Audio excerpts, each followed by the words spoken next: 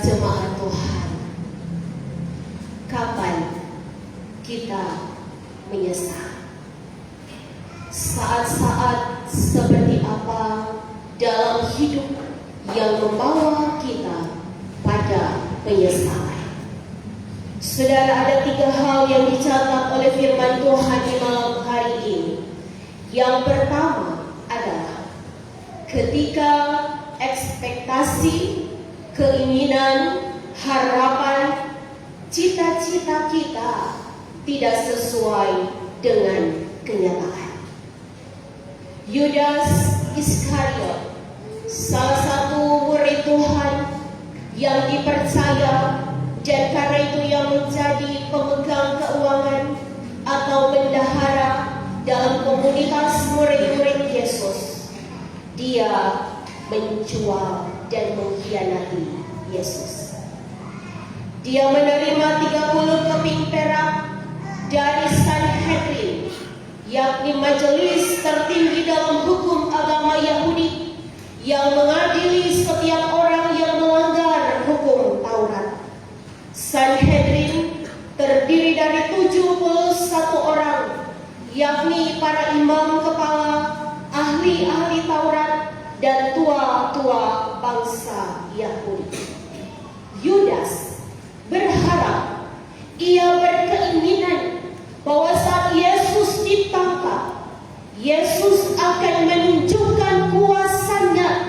Ia akan membela diri, ia akan meloloskan diri dengan caranya yang ajaib seperti yang telah Yesus lakukan selama ia hidup. Tetapi saudara, ternyata Yesus tidak melakukan hal itu. Yesus taat untuk menjalani skenario Bapa dalam karya penyelamatan. Ia menerima vonis hukuman mati tanpa pembelaan diri, tanpa pemberontakan, walaupun dia dapat melakukan karena dia yang punya kuasa. Saudara, dengan hal ini, maka kita pun disadarkan bahwa terkadang keinginan-keinginan kita bukan berarti itu juga yang dikehendaki Bapa. Bahwa apa yang kita pikirkan bukanlah yang dipikirkan Allah. Terkadang dia membawa kita jauh, dia membawa kita ke dalam jurang, ia membawa kita ke titik terendah, saudara, tidak sesuai keinginan kita. Tetapi sesungguhnya Tuhan merancangkan yang baik bagi kita. Ketika kita berusaha untuk mendapatkan kesembuhan namun masih menunggu dan menunggu, Tuhan sedang memproses kita. Dan hal ini terkadang membawa kita pada penyesalan. Saudara, yang kedua, ketika kita mengabaikan kesempatan yang datang hanya sekali. Saya terlambat mencintai adalah ungkapan yang seringkali diungkapkan oleh seorang anak yang ingin berbuat baik kepada orang tuanya, namun ternyata dalam perjalanan hidup dia banyak kali mengecewakan hati orang tua, dia menyia-nyiakan pengorbanan orang tua, dia menyakiti hati orang tua, dan ketika orang tuanya meninggal dunia, dia menyesal dan berkata, saya terlambat mencintai. Kesempatan untuk menjadi orang tua yang baik. Tak kalah anak-anak kita di zaman sekarang, generasi Z, diperhadapkan dengan teknologi digital, mereka punya banyak sekali guru dalam berbagai ilmu. Sementara orang tua hanya peduli dengan apa yang dia makan. Orang tua berusaha anak kita tidak boleh lapar, lalu kita lupa untuk memberi mereka makanan rohani. Sebab tubuh mereka bukan soal jasmani semata, namun rohani. Saudaraku, terjadi di kampung halaman pendeta. Ketika 2 orang saudara kandung, anak laki-laki umur 19 dan 20 tahun, dorang potong, dorang PKK. Dorang gere dia PKK saat sedang duduk di warung. Hanya karena dendam. Ketika dari kecil DP Papa jaga pukul-pukul pada orang. Kita menyesal ketika Tuhan beri kita kesempatan untuk menjadi orang tua yang baik, kita abaikan oleh karena kita sibuk mencari doi. Sehingga kita tidak punya waktu untuk bercakap dari hati ke hati. Untuk kita bertanya apa yang dihadapi oleh anak-anak kita ketika mereka sedang menghadapi masa remaja, masa pemuda, masa-masa pubertas. Saudara, kita menyesal ketika kita tidak menjadi suami dan istri yang setia. Cuma karena satu kesalahan, maka orang pun menjadi hakim atas pasangan hidup kita. Kita menyesal tidak menjadi hamba pelayan Tuhan yang taat. Ketika kita mengaku di hadapan Tuhan, ya saya berjanji setia dengan sepenuh hati. Namun dalam perjalanan kerja pelayanan ada banyak tantangan yang dihadapi, maka semangat pun pudar dan surut. Bahkan kita tidak punya waktu doa secara pribadi. Yang penting orang melayani, namun kita tidak punya waktu dengan Tuhan. Kita tidak menjadi pengikut Yesus yang setia. Cuma karena muka gagah, cuma karena doi, cuma karena jabatan, maka kita rela menjual Yesus seperti Yudas. Lalu kita pun melakukan hal yang menyakitkan hati Tuhan. Kita menjual iman kita. Saudara yang dikasihi Tuhan, hal yang ketiga yang membuat kita jatuh dalam penyesalan ketika uang menjadi ukuran, menjadi standar dalam sebuah relasi atau hubungan. Bukankah banyak rumah tangga yang gagal hanya karena persoalan doi? Suami dan istri bertengkar karena soal doi, damai sejahtera dalam rumah hilang karena soal doi. Bukankah saudara bersaudara, sahabat, hubungannya menjadi rusak hanya karena uang? Bukankah banyak sekali orang yang mengabaikan waktu beribadah hanya karena uang? Yang tidak cukup pendeta satu hari 24 jam. Kalau kita tidak mencari, kita mau makan apa? Padahal Yesus yang kosongkan dirinya, ia tinggalkan surga untuk kita karena cintanya yang sangat besar. Tuhan cuma minta 1-2 jam tiap hari Minggu, nyanda 24 jam. Tuhan minta 1 jam dalam ibadah kolom atau ibadah bibra, nyanda 24 jam untuk kita melangkahkan kaki meninggalkan orang pe rumah, orang pe tempat tidur, orang pe aktivitas kerja, orang ada dalam kumpulan orang yang taat menyembah Tuhan karena itu yang Tuhan mau. Saudara yang dikasihi Tuhan, seperti itulah yang terjadi ketika relasi antara Yudas sebagai murid dengan Yesus sebagai guru, sebagai Mesias yang ia percayai, putus, dipisahkan karena 30 keping perak.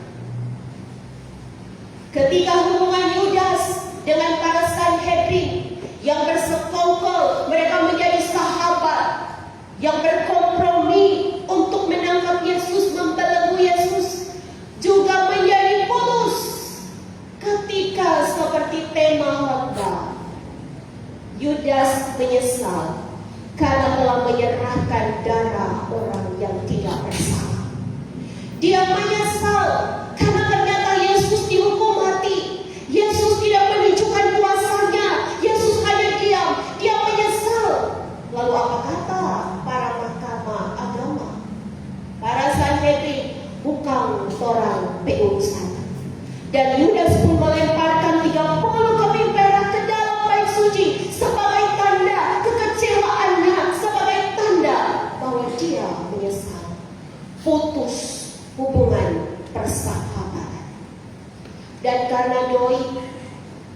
Yudas juga putus dengan nafas kehidupannya.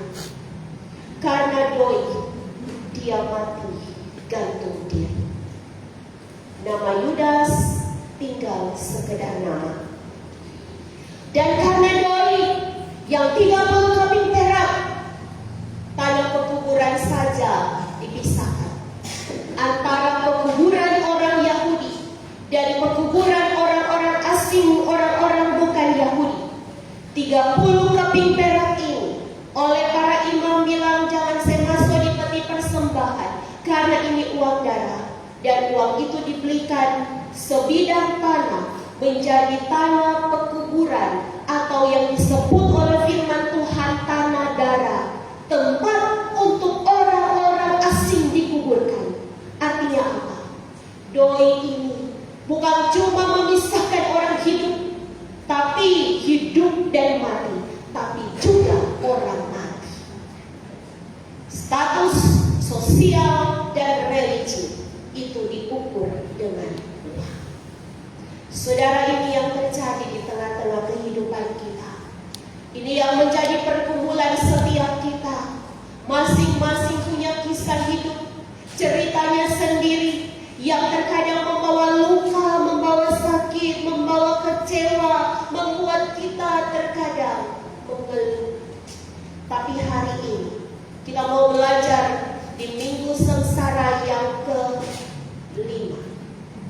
Saudara, firman Tuhan ingatkan, Yesus bergumul bersama kita. Yesus tahu rasanya sakit. Yesus tahu rasanya luka. Yesus tahu rasanya kecewa. Dan karena itu kita tidak sendiri. Maka pesan firman Tuhan bagi setiap kita yang malam hari ini ada dalam kasih Tuhan.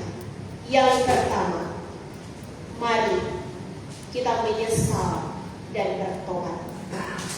Karena Yudas menyesal tetapi tidak bertobat. Ia membuang 30 keping perak, melemparkannya di dalam bait Allah, tapi dia tidak bertobat. Saudaraku, bertobat dari bahasa Yunani metanoia. Artinya apa? Berbalik belakang, berbalik. Orang kalau bikin dosa, melanggar hukum Tuhan, artinya orang kalau menempatkan Yesus di belakang. Yesus orang so kasih tinggal. Yang di muka adalah orang peke egoisan, orang peke keangkuhan, orang peke kesombongan, dan Yesus ada di belakang. Saudaraku, lihatlah, kalau kita membelakangi matahari, maka yang orang lihat cuma orang bayangan. Yesus adalah terang dunia. Tak kala kita membelakangi Yesus, maka kita hanya melihat kesalahan kita, keputusasaan kita. Bahkan terkadang kita mencari orang lain sebagai kambing hitam, seperti Yudas yang berkata kepada para Sanhedrin, bukan cuma kita bersalah, mau dilebesal. Bertobat artinya berbalik. Petrus juga menyangkal Yesus. Tetapi ketika Yesus memandang dia, setelah 3 kali dia menyangkal, Yesus memandang dia, berpalinglah Yesus memandang Petrus. Apa yang Petrus jadi? Dia memandang Yesus kembali. Tapi orang yang ketika jatuh dalam penyesalan, orangnya tidak pandang Yesus. Orang cari jalan keluar sendiri. Di luar sana banyak sekali hiburan. Sampai ada juga yang di ring road, ada yang di rumah sendiri. Saudara, itu bukan pertolongan. Maka hari ini pesan firman Tuhan mengingatkan bahwa penyesalan memang selalu datang di akhir cerita. Kalaupun kita menyesali akhir, itu bukanlah akhir hidup kita. Sebab dengan penyesalan kita memiliki waktu yang lebih untuk kita belajar memperbaiki diri. Yang sebelumnya tidak baik, mari kita menjadi baik. Yang sebelumnya tidak setia, mari kita setia. Yang sebelumnya tidak tahu berterima kasih, tidak berbakti, Mari anak-anak lebih berbakti lagi pada orang tua sebelum mereka pergi meninggalkan kita. Yang sebelumnya terlalu banyak bersungut, mari kita menjadi orang yang selalu bersyukur. Ada banyak orang mesti beli oksigen, orang gratis. Ada banyak orang harus berobat, orang masih berjalan. Orang bedara masih bagus peredarannya. Mengapa kita tidak bersyukur? Itu pesan yang pertama. Menyesal dan bertobat, artinya berubah. Pesan yang kedua, kepada kita yang sudah diampuni, jangan lupa untuk mengampuni. Yudas Iskariot sesungguhnya diampuni Tuhan. Dalam penetapan perjamuan malam Yesus makan Paskah dengan murid-muridnya, dia mengambil roti memecah-mecah, dia mengambil cawan anggur dan dia berkata, minumlah, ini darahku, ini dagingku. Perbuatlah ini sebagai pengampunan dosa bagimu. Yudas dikasihi Tuhan, dia diampuni dosa. Siapapun kita saat ini, hitam pekat kehidupan kita, dosa-dosa kita, oleh kematian Yesus, kita diampuni. Maka seperti doa Bapa kami, ampunilah kami Tuhan, seperti kami telah mengampuni. Pertanyaannya, apakah kita sudah juga mengampuni orang lain? Maka hari ini saudaraku, yang pertama tadi mari menyesal dan bertobat.